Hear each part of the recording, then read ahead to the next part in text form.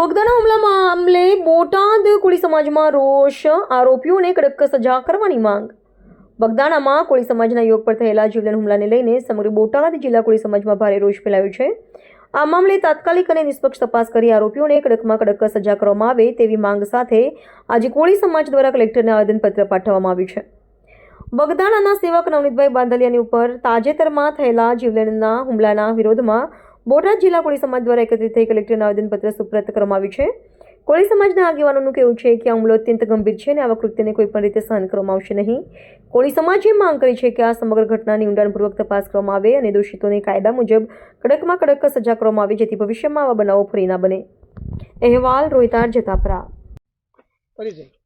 ભૂપતભાઈ ડાભી, અખિલ ભારતીય કોળી સમાજ બોટાદ જિલ્લા પ્રમુખ. બોધભાઈ આવેદનપત્ર આપ્યું છે, શું માંગ છે તમારી? આવેદનપત્ર આપવાનું કારણ એ છે કે મોટી સંખ્યામાં, બહોળી સંખ્યામાં કોળી સમાજ બધી જગ્યાએ વસવાટ કરે છે અને સર્વે સમાજને સાથે રાખી અને બધા સમાજ સાથે રહે છે. પણ અસામાજિક તત્વો જે આવી ઘટનાઓ બને ત્યારે બહુ દુઃખ થાય છે.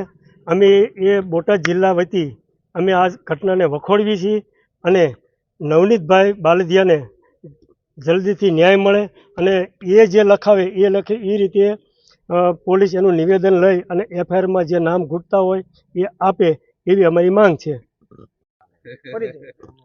અશોકભાઈ બેર, અખિલ ભારતીય કોળી સમાજ પ્રદેશ મંત્રી. આજે નવનીતભાઈ બાલદિયા ઉપર જે ઘટના ઘટી છે તેને સમગ્ર બોટાદ જિલ્લો વખોડી કાઢવા માટે આજે કોળી સમાજ એકત્ર થયો છે અને કલેક્ટર સાહેબને આવેદનપત્ર આપેલ છે કે જે ગુનેગારો છે એને કડકમાં કડક સજા મળે અને નવનીતભાઈને ન્યાય મળે.